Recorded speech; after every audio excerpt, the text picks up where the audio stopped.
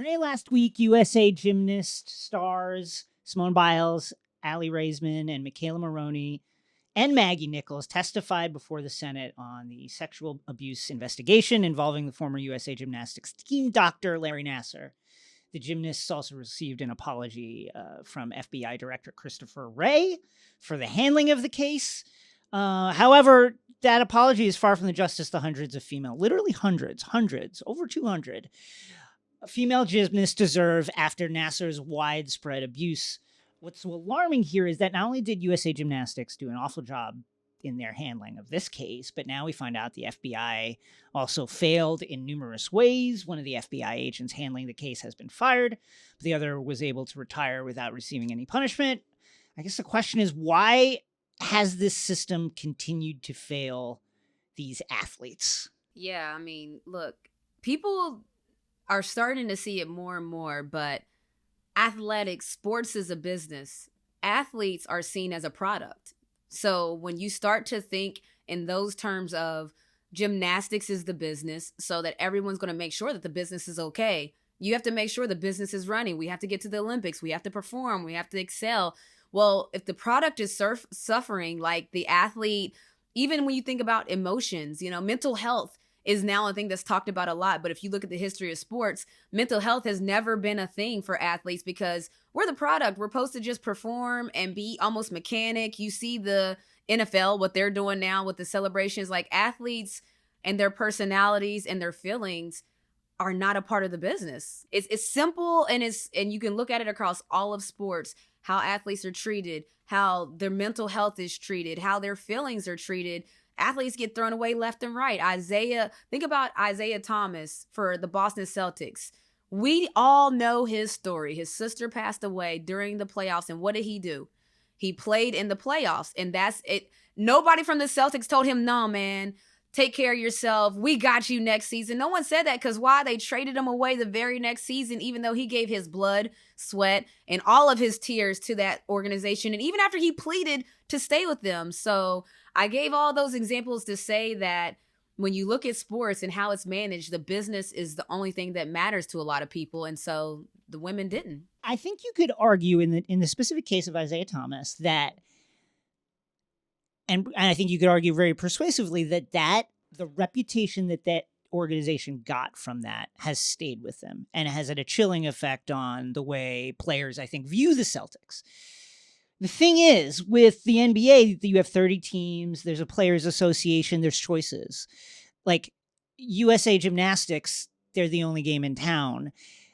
These athletes had no choice but to work through this organization that was simultaneously covering up the crimes of Larry Nassar and other coaches who had stepped over the line, either abusing athletes verbally, physically, or what have you. I keep thinking about the criticism of Simone Biles during the Olympics. What a hot mess. And the fact that here we are, it's 2021. This is years now after the fallout from this case, years after Nassar was committing these crimes without any seeming penalty to him. And where are the former execs from USA Gymnastics? Why is it always Simone and Mckayla and Raisman out there talking about what happened? They have already been the focus of this. They've already spoken at length about what happened. They're in the spotlight all the time. They are criticized no matter what they do, despite having lived through all this stuff. What about the people who actually allowed this to go on, that actually were people with some sort of management power within USA Gymnastics? Why is it that we never hear from them? What a good question. Where are they now, basically, in a sense of, I think the U.S. Gymnastics, they need a clean house, top to bottom, clean it all out. It's rotten there. It stinks. It's rotten. There's nothing, the more that these gymnasts talk, the more that I'm how? How did so many people, to your point, that works for U.S. Gymnastics, how do you know what's going on? See, that's what I mean. And I know myself. So I just, I can speak firsthand. I know if I was management, look, I'm an executive right now for the Atlanta Dream. If I get even a whiff of something fishy like that, like something crazy like that, I'm setting it off. Like, I'm going to set it off. I'm going to ring the alarm. I'm going to set it off. I don't care about the season. Like, and I think that people are starting to realize that about us too. Things have to function a certain way. People have to function a certain way, a professional manner. We don't care otherwise. Like, the sports is a certain thing that is, we're talking about these women's lives in the sense of, listening to Allie talk. And I was on the Bob Costas show with her, and listening to her talk, she said, after they talk to the senator, after they do an interview, and after they relive what happened, she says sometimes she's struggles for 2 weeks afterwards. She's debilitated, sometimes can't move. Just, it's still there. This is still a real thing in their world. It's not like, oh yeah, that happened before and now these women are being strong and telling their story. They are being strong and telling their story, but these women are still hurt. Why do they have to be the only ones constantly telling their story? I feel like it's, at this point, we're continuing to put them through it. You know what I mean? Like, where are any of the executives that were involved in USAG or with the U.S. Olympic Committee? Like, who dealt with USA Gymnastics, who were there at the time that this was going? What did they know about it? What can they say about it? What reforms have been put in place? How did this slip through? Because reports were filed. Like, people... official reports. Like official reports were filed. It would later come out. Knew about this before it broke. It was constantly being suppressed. The FBI agent in charge who was fired because he was asked why, like what they knew about the case. And then he later lied on an interview, and then he's been let go. But where are any of these people to talk about what happened? Because from the perspective of the athletes, we understand what happened. They had no power in that situation to alter anything that was happening, to change. Like, they did what they were supposed to do. They competed and they survived this situation. But what about any of the people at the controls? It's just wild to me that we don't hear from them. It's wild. And so to that point, the entire board of the USA Gymnastics stepped down in 2018. So they got free time to come to the Senate and speak on it. Because was there not, and like, I'm not saying that every single person there knew, right, but of all the people there that did know, I just can't believe there wasn't anyone that took the lead. Like, to your point, that we see these young women and now we know it was, the amount of people whose lives Larry Nassar ruined, we know it's a high number. Was there not one person that was like, you know what? I'm going to tell it all. I'm going to tell everything I know from day one. I'm going to tell you who told me to, because I want to know who was pulling the strings. Like, to me, that's who told who to be quiet, who hushed the paperwork, I want to know a full on, and that's what the gymnasts want to know too. They want to know who, what, where, when, and why, because once you get all that figured out, then you can now understand how it can't happen again. So we know that this terrible systematic problem was going on at US Gymnastics, but we still, to your point, we don't know what the solution is moving forward. What if another Larry Nassar-esque type of creep comes through? What happens now? Like, we need to know, if I'm going to send my daughter or my son to do gymnastics, I would want to hear out loud what the US Gymnastics whole organization is doing to make sure that no foolishness is going on anymore. Mckayla Maroney said in front of the Senate panel, quote, "Not only did the FBI not report my abuse, but when they eventually documented my report 17 months later, they made entirely false claims about what I said."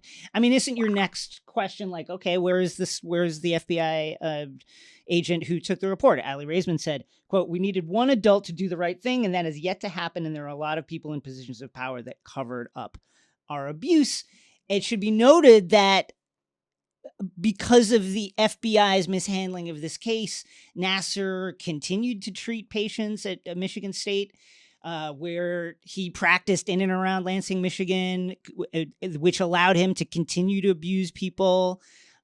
It's so gross and troubling to me that all of this, and I'm not saying like if Nassar was famous or powerful, it would make sense. None of this makes sense. But there is an entire mechanism that kicked into gear to cover up hundreds of sexual abuse cases in order to protect one guy who is, you can't get another doctor? You know what I mean? Like, yeah, like who is Larry Nassar? Who the fuck is he? And that is, I think that is when they talk about the systemic issues, there is a system that kicks into gear to protect itself and to protect Jason, people in power who do business. Wrong. And that's the business. That's what I'm talking about, the business of sports, to where even how ugly that was, the business of sports went into the normal business of sports, which is protect yourself at all costs, basically. Like, so what is it? How can we minimize the impact? I mean, this is normal things that damage control. These are normal things that people in business know about. But there was nobody that had that moral ground to stand on. Like, yes, there's the business of sports, and I get it, you know? Like, even when we have things going on with the Atlanta Dream, we've had a wild year this year. Everybody knows it. We've lost 2 different coaches. We've had a GM leave us. There's multiple things that's happened with the Atlanta Dream. So yeah, we want to make sure that the players feel as comfortable as possible and some damage control. Having said that, if there was funny business going on, there's no damage control for me. You gotta get the rot out. And I don't understand why no one felt the need to get the rot out. But one thing that I did enjoy was that the judge, so her name is Judge Rosemary, she sentenced Nassar to 40 to 175 years in prison, telling him, I just signed your death warrant. Like, to me, I was like, okay, baby, yes. Like, because it's normal. I'm like, is there no one normal in this situation? That's a very normal comment for the evil that Nassar has done. That's a normal comment. But when you hear all these adults covering up the story, it's like, was there nobody normal around there? Like, what's going on? I mean, to your point about cleaning house. So, like, a lot of executives have left, like members of the board, et cetera, have either resigned or stepped away. The CEO of the U.S. Olympic Committee resigned in the fallout for this. But it seems to me with U.S. Gymnastics, I don't know, like, just start over with a new literally just start a whole new organization from the ground up, because with the way this was covered up from within, aided and abetted by the Federal Bureau of Investigations, it just feels to me like, forgive me if I doubt that they are capable of reforming themselves. No, there's nothing to build off of. So if you're because you're basically saying start it over, and you're right, because there's no rebuild. I don't want to build off of nothing there. Like, I would even, and look, I'm like detail oriented, so this is in the weeds, but I would even give the whole facility a makeover. Like, I would hit up Chip and Joanne Gaines. I would tell them, look, we got a project for you. We want these girls to now walk into this gym. We don't want any triggers of things that they might have seen, because like a training room is still a training room, even if Larry Nassar isn't there. So they can still have memories that they associate with these rooms and these locations. Redo the whole thing, start over, give it a makeover, make it feel fresh and new, so that the women now, when they walk in there, they don't get those triggers, that nasty feel that they might have gotten before. Like, that's a real thing. Certain things anything can trigger someone. And so going in that same facility and those same places, redo, like you said, start it all over, redo the whole thing. We need a makeover. They need a makeover for all the people working there. They need to just start fresh. That's it. It's over. Okay, so Jason, the playoffs are here, baby. The WNBA playoffs is, of course, is what I'm talking about. And now I know my team, the Atlanta Dream, we didn't clinch the playoff spot. So Takeline, stay out of my mentions, and everybody else. But there's still room to celebrate, because it was another great season, and we got playoff action starting this week. One of the playoff teams are your Liberty, that just snuck into this weekend. And I have to break this down, because this is a wild thing that happens. Everyone knows that the scenarios, if this team wins and this team loses, we're in. And if this team wins, so New York had themselves a very interesting situation. The last game of the season. So there was the last day of regular season play. There was a lot on the line, a lot of implications. Who would make the playoffs was one of those implications, and there were 3 teams fighting for it. There was the Washington Mystics, there were the Los Angeles Sparks, and then there were your New York Liberty, who had the worst odds of making the playoffs because for New York to get into the playoffs, you guys had to have Washington and LA lose. For Washington to get in the playoffs, all they had to do was just win. They won. They control their own destiny. Yeah. They could get in. LA, if Washington lost and LA won, LA was in. But as luck would have it, Jason, boy, oh boy, did LA and Washington really serve it up nice because your New York Liberty are in the playoffs. They secured that 8th seed, man. What? Let's go. Listen. Won 10 more games than last season, which is great. Let me just say this first. You will sometimes see it in a situation like this where it's like such and such team needs this team to lose and then they get it. That happens. I can't remember the last time I saw it where you needed 2 teams to lose for you to get in and then that team got in. That said, forget this snuck. This is the way the system worked, and the system worked. And the New York Liberty is in the playoffs, baby, and I love it. I love it. New York Liberty are in the playoffs, and look, like I said, I'm not hating because the Atlanta Dream, we didn't even make it. I'm not hating because the Atlanta Dream, like I talked about, I'm still repping, as you see. We didn't make the playoffs, but for a team to make the playoffs with a 12-20 record, I think it was like a .34 win percentage, the lowest ever in WNBA history. I don't know, but sometimes things like that, look at you. I don't know, but sometimes that little bit of luck is momentum. It's like a spark. I don't know. And you know what I'm hearing? I'm hearing the Liberty made history. That's what I'm hearing. Oh, is that's how you heard it? I mean, that's how I hear it. It's a fact. And like you said, y'all face now the number 5 team, the Phoenix Mercury, in a single elimination game. So, like, I don't know. I consider things like that, where everyone talks about it in sports. I don't care how skilled you are. It always takes a little luck to win a championship. Like and sometimes always. And sometimes the luck could be just as simple as your team staying healthy, because that's very fortunate if you have a healthy team at the end of the year. We see all the time, NBA, WNBA, people are straggling to the finish line, trying to stay healthy, be healthy. So the New York Liberty, their little bit of luck was that on the last day of the regular season, 2 teams did not win and they're in. And I don't know, Jason, but I think that's momentum. So in this single elimination game where you only have to win 1 game to get through to the next round, what are your thoughts on that? Like, listen, I'm excited. I'm excited for the team. I'm hoping Diana Taurasi, to your point about injuries, and I hope it's an opportunity to get some little extra rest for her if she's not feeling up to it. Maybe don't play. Oh, that's the time to get some rest, huh? Okay. But listen, the fact that the Liberty and the Knicks have both been in the postseason in a calendar year, I don't take it lightly. That's a good point. Yes, we snuck in, but like, I'm not one of these rings or nothing people. Like, I've seen my team struggle for so long that I just want to be in the mix. I just love being in the mix. I love seeing the postseason. If we get trounced, okay, that happened, but we were in the mix. For the Knicks, it was like, listen, was it disappointing to lose? Yeah, of course.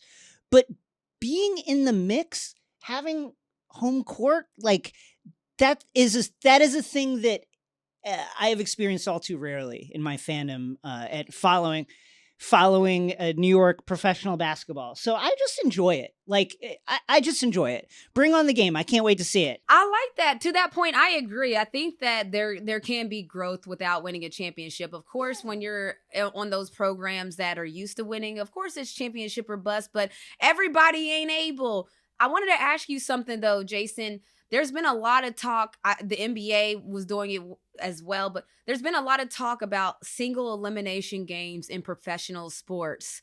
What are your thoughts on that? Because there's been, and I see y'all's tweets. I don't know what y'all want me to do. I can't change the playoff format, but I've seen fans tweet me that they don't like the playoff format of a single elimination because in pro sports, we need to do series to determine who's the best team over an extended amount of time. What are your thoughts on single elimination games? I love the drama, but I do, and the excitement is off the charts always because you get the absolute highest amount of effort and buy-in from jump in a single elim game.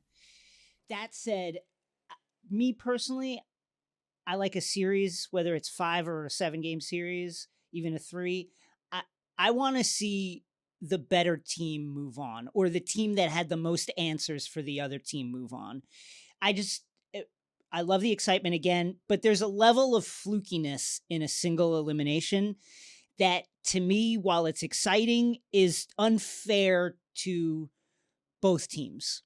What do you think? I think it's tough. I feel like the single elimination, let's leave it for March Madness. That's what makes March Madness, that you could have a number 1 team. Look, my UConn team, this is what I was terrified of. We were the number 1 seed going into my senior year. We were undefeated, hadn't lost a game. I'm terrified because that does not matter in the NCAA championships, because whether or not we lost 1 game or 0 games, if somebody beat us in the round of 32 or 64, we're out of there. It doesn't matter. And so to me, it's like, you work all season long for a certain ranking, and then you could get knocked out, like you said, on a fluke game. We had an off shooting night, but we're clearly the better team.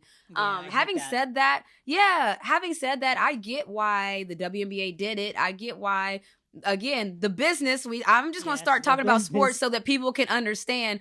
You get why the business did it, because single elimination brings all the drama that you talk about. It brings the excitement. It brings the heartbreak, and it brings the fans mad. And I don't know if people know, but if the fans are mad or happy, it doesn't matter. They're invested. And so the more that you can get out of that, the better. So I get it for business wise, but as a player, it's just like, if I earned a certain seed, I want to be able to play it out and see where we go from here. I'm hopeful, like the NBA, moving from a 5 game opening series to 7 game series throughout, that, to your point, this is a way to generate excitement, get people invested, get new eyes watching the sport, and maximizing the opportunity for them to witness something really dramatic.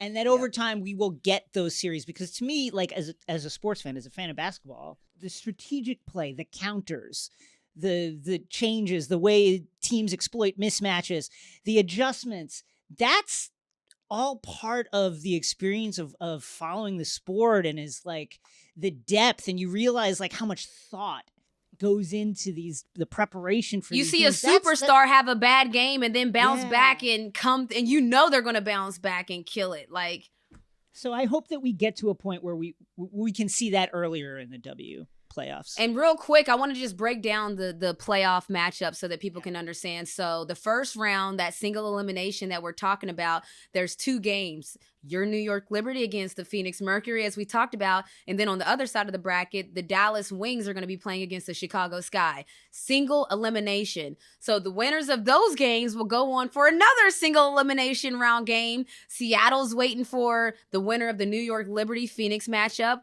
And then Minnesota's waiting for the winner of the Dallas Chicago matchup. Then the winner of that round will go on to now a best of 5 series. So think about the WNBA's format of single elimination, best of 5. That's pretty wild. And then the Connecticut Sun will be waiting on the winner of that Seattle game. And then the Vegas Aces will be waiting on the winner of that Minnesota game. So you only get a series once it's the semifinals in the WNBA. So for me, that feels like we've gotten pretty far before we get a series. But again, it's exciting. I'll say that. It is exciting. Roughly 200 years ago, in the fall of 2019, baseball was rocked by the sign-stealing scandal of the Houston Astros, marked by high-definition ballpark technology, code signaling, and of course, the use of garbage cans to signal players. But the story doesn't end there. The legacy of the Astros still permeates baseball as the topic of cheating continues to stay in the news. For more on this, we're joined by award-winning journalist Andy Martino, who's covered MLB for more than a decade. His new book, Cheated, which details the Astros cheating scandal, is available now wherever you get your books. Andy, welcome. Thank you. Thank you for having me, guys. Andy, take us back through the evolution of this scheme and how it was first made public. So the Houston Astros, starting in about 2017, let me rewind you just a little bit more. The Houston Astros began their administration under a GM who's no longer with them, named Jeff Luhnow, started after the 2011 season and created a culture that was heavily praised in the first few years, in some sense, for being very analytically forward and innovative. And all those things were, in many senses, still true. But there was also a culture of relentless pressure and innovation, which led some of those under Luhnow to devise cheating schemes, which manifested on the field in 2017, initially with the use of things like whistling and clapping to convey stolen signs to a batter, and eventually evolved into the use of high-speed cameras, a feed of the catcher's hands being pumped to a monitor right behind the dugout, and players hitting garbage cans and doing other things, other audio cues to get those signs to the batter so the batter knew what pitch was coming. That is the most well-known baseball crime that the Astros committed. That came out in dribs and drabs over the next few years through reporting and rumors, and then was busted wide open in 2019, a million years ago, as you mentioned, which was when Mike Fiers, the former Astros pitcher, went on the record to the publication The Athletic, basically detailing these schemes and putting a name to some of these rumors and reports that had surfaced over the years. But the garbage cans weren't it. Over the next 2 years, the Astros were credibly alleged to have used GoPro cameras in visiting dugouts, had flashing lights in the yeah, right. It gets crazy. Flashing lights in the scoreboard that the Yankees believed in the playoffs are indicating pitches. They continued whistling and doing other things that are not high tech, but not legal. So there was a culture of winning at all costs, and let's just say not necessarily a whole lot of discussions of the ethics of how they got there. Yo, that's so crazy to me. So you detailed, like, I'm mind blown. So you detailed all the different methods and ways that the scheme worked, but how in the world did something so sophisticated get hidden so well by the Astros? Like, this seems like a lot. This seems like a lot of people had to know about it. It seemed like it had a lot of moving parts. It had to have a lot of people that were working together to make this happen. How did they hide it so well? Well, this is a great point. And clearly, the circle was big enough where it was eventually going to get out. And one of the things that eventually took down this intelligent organization was, frankly, the arrogance of thinking that they could pull something like this off. And there was some willful ignorance too. There were plenty of team officials who didn't know every detail of what was going on, but maybe didn't want to know the whole thing. However you get us to the World Series, I don't want to ask any questions. There was some of that. But it's a great question, because there were plenty of players, especially pitchers, in that clubhouse that did not like what was going on and grumbled about it to one another.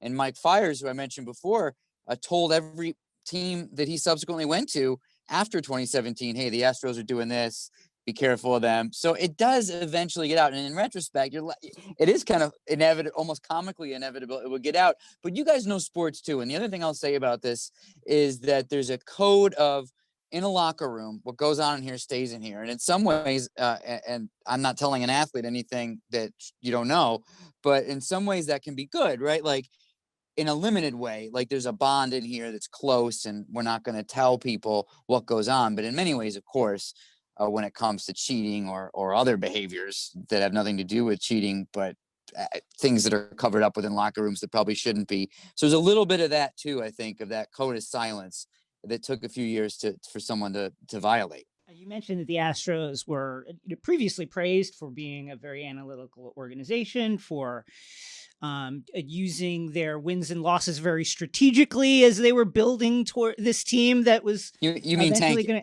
Yes, I wanted to be diplomatic about it as they were building towards this team that eventually made it to the World Series. Sign stealing in baseball is not new. It goes on currently. I'm sure it's going on now. When did it, in the minds of people involved and in the minds of the Astros critics, officially cross the line and become something that was beyond the pale? That's one. And then the second thing is, you mentioned like the lights and the scoreboard. Altuve's body buzzer is another allegation out there. Have we gotten to the bottom of all the methods that have been used? Well, two good questions. The first one, in terms of when did it cross the line and why is this worse, or is it worse than what had been going on for more than 100 years? That was my main question. Writing this book were the Astros just the ones that got caught, or were they really worse and less ethical than other organizations? And this one, actually, in a sport where there's a lot of unwritten rules that can be unclear, I found that there was a very clear, consistent so-called unwritten rule about this. It's persisted for more than a century, and it's basically this. And there's a quote in the introduction of my book that really, I felt, satisfactorily answered this question, from Ty Cobb, who of course played more than 100 years ago. And he said, and this is what baseball people still tend to believe, that if you can use your eyes and your intellect and your knowledge of the sport to figure out what the pitcher is going to throw on the field of play between the lines, and if you can use hand gestures or some kind of very subtle little language to get it from one teammate to another, that's all well and good. That's on your opponent and that pitcher to protect his signs, not tip off what he's going to throw. And that's the work of being an intelligent baseball player. But once you go outside the field of play and use technology, in 1900, it was literally opera glasses, like telescopes, and little primitive electronic buzzers and things like that, persisting into the 20th century. Basically the same moral choice as a high-speed camera, just for a different time, what the Astros did. Those things have gone on, and they've always been considered wrong, really beyond the pale. So when the Astros crossed the line was when they had video technology that was being used with no runners on base, nobody there to look at the catcher and use his brain, but just, there's the catcher's hand on a video, and thunk, let me bang on this garbage can, or ring the dugout phone, or drill a drill into the. There was another one. This one didn't get as much publicity. Yeah, a coach would sit in the dugout, and when a certain pitcher is going to come, someone from behind, there's these things called Theraguns, the massage guns that are kind of like a drill, right? So you drill a Theragun into the wall. The coach feels the Theragun vibration and goes, "Oh, change up." So those are all beyond the pale. Not okay, right? Yeah. So there's an athlete saying, like, this doesn't sound quite right? Like, it's just crazy. Over the line. Now, your second question, where are we on some of these allegations? I dug into all of them, and I actually found that in some ways Jose Altuve's gotten a bad rap on all this, because when the Astros go around the country, Altuve kind of becomes the face of this, and he, by all accounts, was actually not someone who ever wanted to know what pitch was coming. Now, this isn't necessarily a moral choice. This can be just as simple as some batters don't want to know. Their approach is, I don't want to think, I just want to react. Whatever it was for Altuve, a couple times in 2017, the garbage can would bang during his at-bat to give him the sign, and he would stop what he was doing, glare into the dugout, and the teammates would be like, oh, shit, he doesn't want it, stop. And that was Altuve. That's crazy. Yeah.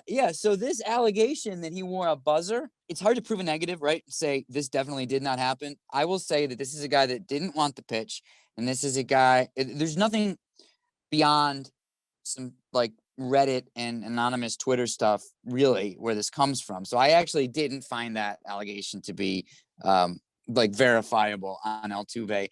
I think where the Astros are at fault there is that they did some things, so they don't have credibility when they deny the things that they actually didn't do. The flashing lights on the scoreboard, which is in the same series, like same game against the Yankees in 2019 playoffs, is the buzzer allegation. That is more credible, because where that came from was a Yankee official was in the luxury box with the other Yankee officials in the suite watching the game, saw the pitches flashing, asked the Yankee scouts, could you please look at that and tell me if that seems like it corresponds with a particular pitch. And the scouts were like, yeah, those blinking lights are saying fastball, off speed. And MLB looked into it, told the Yankees no, it was an LED TV in the session area, but the Yankees didn't believe it. They even looked into what LED TVs do, and they don't flash in that way. So that one's got a little more legs to it than the buzzer. That's really crazy. And I'm still stuck on, because again, I'm an athlete. So I'm still stuck on the fact that the players knew. So the Astros won the World Series against the Dodgers in 2017, which we now know the Astros were using some sign stealing techniques. But Correct. The Dodgers, we know their views have changed, but what do you think the players in that moment, like even you talked about the glare, I don't want to hear the banging of the trash can, but what do you think the locker room was like for the Astro players, just kind of knowing that we're going into each game cheating? It's a great question. I think that people are really good at compartmentalizing, right? And we all have coworkers that probably act in ways that we don't like. To be clear, almost all the Astros hitters were in on this. So it wasn't as if there was a ton of dissent, right? Well, there's that. there is that. There's the manager, AJ Hinch, who is no longer their manager, but who has said since that he was really opposed to it, and he failed as a leader by not standing up to it and just by saying, I don't want to rock the boat. And then there were players who felt like, oh, come on, what's the big deal? Everyone's doing it. All the other teams are doing it.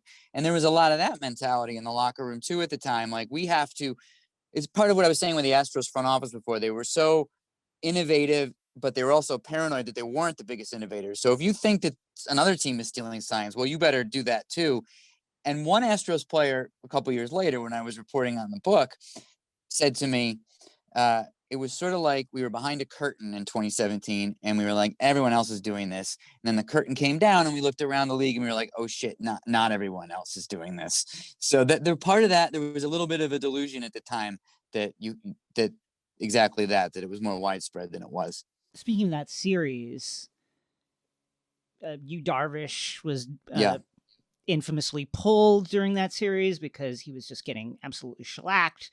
Would later talk about how he struggled with the kind of emotional fallout of that series. How do we view the legacies of the players who were directly affected by the Astros beating them in these big moments, the Yankees, the Dodgers? Like, what recourse is there, if any, for them in this? Other than winning in the future. And that's if you're them, that's a pretty cheap answer because you were cheated of something at the time. The Dodgers the sting is probably off a little bit for those of the Dodgers who remained there when they actually did win the World Series a few years later.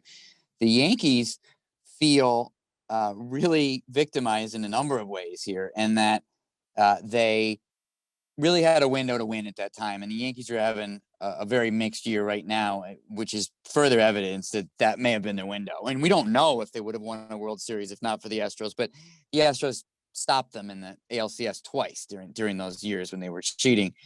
So there's that for the Yankees. And there's the fact that the Yankees have been accused of doing a lot of these things. And each time they were investigated by MLB, those allegations haven't checked out. So they've both been accused of being a perpetrator, and they feel like a victim. Not a lot of people across the country, not a lot of sports fans are going to have a lot of pity for the New York Yankees, nor should they necessarily. But in this particular case, it affects the legacy of, Aaron Judge. What if he never plays in a World Series? These opportunities are fleeting. Aaron Boone, Brian Cashman. What if these guys, it's at a certain point, aren't able to continue having their jobs because they haven't won? These are the things that really do have consequences. And this is why, I cover New York baseball for my day job, and I was at Yankees spring training when all this was coming out, that in the spring of, as it continued to come out in the spring of 2020, just before spring training shut down because of the pandemic. And the visceral anger, this wasn't performative. This wasn't sound bites. The Yankees front office, the players, the coaches, they were so mad at the Astros and so mad that the apologies that they were seeing seemed half-hearted, and the Astros are claiming it didn't help them actually win. Which is obviously come on, why do you do it for years if it doesn't help you? Well, exactly. And so there's a lot of bitterness in the Yankee organization and other teams too. Teams that they played in the AL West, the Oakland A's, et cetera. I mean, plenty of opponents have a lot of anger. And that, by the way, is one of the reasons why I felt like this was a legit story to tell, because it wasn't just the media making this into a story. It was people in baseball, including star players like Aaron Judge and Cody Bellinger and Gleyber Torres, saying, no, this is wrong. And that is to be taken seriously, I think. I'm just still shocked about the whole thing. Even though I've known it, I'm still shocked just to hear how sophisticated. I think that's what's blowing my mind, because like sometimes if one person's cheating behind the scenes, it's one thing. So I'm just like, for so many people to be coming together to do it, for so many people to know it, I'm still curious. What's the craziest conspiracy theory or story you heard about sign stealing while writing this book and gathering information? What was like something that just shocked you when you found out? Oh boy, that's a good question. I mean, I think the buzzer thing is well known. That's a pretty if guys are actually wearing wearable technology that vibrated to show a pitch activated by someone in the stands, that's a pretty shocking allegation. That would be and as I said, it didn't check out. But I'll tell you, the one where the Seattle Mariners came in to play Houston in 2018, which is in a season where there's a lot of allegations there. But like I said before, they get to their dugout in Houston's ballpark, and they see GoPro cameras just under their bench, and they cover them with towels, and they complain to MLB and keep playing the game. Stuff like that never got resolved. Like, what were you hoping to do with that GoPro? What information were you hoping to gather? So there still are some pretty surprising threads that aren't out there. And do you know what they were trying to gather? Like, I'm curious. Like, what was the GoPros do? Like under the seats like that? I do not know. And no one was able to answer that because the Astros deny it. But the Mariners were like, no, really, those were there. We covered them up and we played the game. So I would say there's just this an unlimited supply of weird stuff and allegations and things that I tried to get to the bottom of as many of them as I could. Like, I followed every thread that I could, but there's so many, and some of them just still don't quite add up. The Astros faced some penalties. There is a $5 million fine, draft picks forfeited, front office suspensions. But I think a lot of people, and I think the general consensus is that the punishments were not strong enough. Do you get that sense? Is that the consensus? And two, were the penalties be harsher if not for the pandemic? That's an interesting question. On the one of were they strong enough, this is one where the commissioner's office is actually in a tricky spot, because it's the Players Association in this case that would fight every suspension. And then it was the players who were saying, the opponents who were saying, you didn't punish the Astros players enough or at all, really. So if you're the commissioner on that one, you're like, your union wouldn't have let me. So I do get how, from a bargaining standpoint, that was a tricky one. It wasn't great optics because there was a crime committed to the sport, and the players weren't punished. Manfred is there primarily to be aggressively confrontational with the union. Like, so it is a weird one to be like, I don't know. I don't know if we could pursue this way. Yeah, that's an interesting point. I think on that one, he knew he's also been negotiating them for like 30 years. And he knew, I can either put out this report on one day in January and try to put this behind us, or we can fight these one by one and battle out all like suspensions for players. And this thing's going to drag on forever. So there's a PR standpoint there. It may have been a PR miscalculation because it was seen to be not harsh enough, but I think that was the calculation. And also because they don't have subpoena power, they felt like they had to, in order to conduct an investigation, they had to offer immunity prior to anyone coming in and testifying, basically. So that's all of why it happened. And then when other players said it wasn't harsh enough, that was a gut check. It didn't feel harsh enough, but I'm not sure what you could do. It's interesting because you talked about the players union, and when the players are involved in the infraction, it makes it a little interesting because the players union is supposed to be fighting for the players. So now that you talked about the position the commissioner is in, I'm curious then, the executive committee members of the players union, like what was their stance on it then if the commissioner can't really come down as hard as he would want to because of the protection of the committee? Like, well, what was their stance in it? These are great questions, and they're the right ones for the commissioner in this instance. Because, like, would it really have been impossible, or are you just saying it was impossible? Did you poll the executive committee? These are great questions. I can tell you that the executive board, which of course changes year to year, and I'm thinking of the players who, even right there, it would have been complicated. For example, Garrett Cole is on the executive board. He wasn't then, but is like an intellectual exercise. Well, Garrett Cole was an Astro in the final 2 years of the Astros cheating. He wasn't a hitter, but he was a teammate with these guys who did it. Now he's a Yankee. The Yankees are mad about this. He works for Yankee management, but he also works on behalf of, as a member of the executive board, he works on behalf of the Astros players. So his job in the executive board would be to advocate for Altuve to not be punished. So where that almost makes your head spin. All those complicated dynamics of like, well, how would he come down on that? How would Astros players and Dodger players on the executive board be opposed to one another? Could the commissioner have gathered that information and dealt with it with the union before making this decision? Now that is, I think you're hitting on where there might be some room to question the process, because I can tell you from my reporting that the decision to offer immunity happened really quickly. There was like a day or so after that athletic report came out where the commissioner's office was thinking, okay, what do we do? How do we deal with this? Then they were thinking, is there any way we can get this information without needing the players? Can we talk to the managers who aren't represented by the union? Can we get all the full story from an ex-coach or something like that? And they eventually were just like, nah, forget it. We're just going to do what we usually do, which is offer immunity to talk. And that's what we're going to do. So that's what they did. But that decision was made quickly enough where that diligence that you guys are talking about, those are fair questions for MLB. We recently saw some tensions in the Mets-Yankees Subway Series. Francisco Lindor said the Yankees were whistling signs. Benches cleared. Do you, in the course of your reporting, in the course of you covering MLB, what are the rumors about the state of sign stealing right now?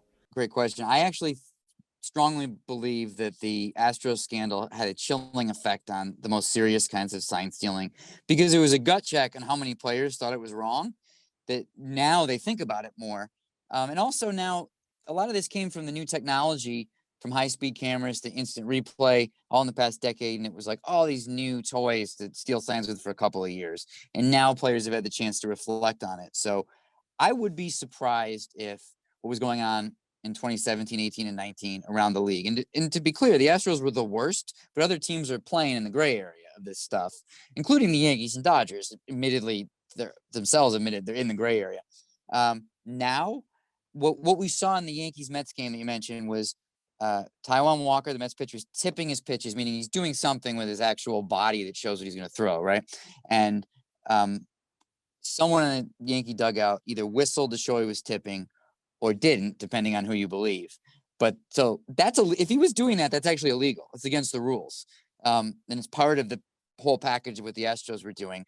But because it didn't involve technology, it wouldn't be the kind of violation that would rise to the level of scandal. Right. And it's often the kind of thing that one player can do on his own. It doesn't require a systemic organizational culture, right? It can just be Wandy Peralta, the Yankee reliever, who it was. He might have seen something and been like, yo, fastball. Right. And it's not like the GM and the manager were involved, right? So that I would, obviously, again, it's hard to prove a negative, and I'd hate to, sit here and say that something's not happening and we just haven't discovered it yet. But talking to players, interacting with front offices, I really don't think there's serious electronic sign stealing going on right now. The pandemic chilled it up, like put a chilling effect on it a little, because you literally couldn't use the clubhouse in the same way because of the COVID protocols, but also just the morality that players now see in it after the Astros. The book is Cheated, the inside story of the Astros scandal and a colorful history of sign stealing. It's available now where you get your books. Andy, thank you for joining us. You guys are great. Great conversation. Thank you.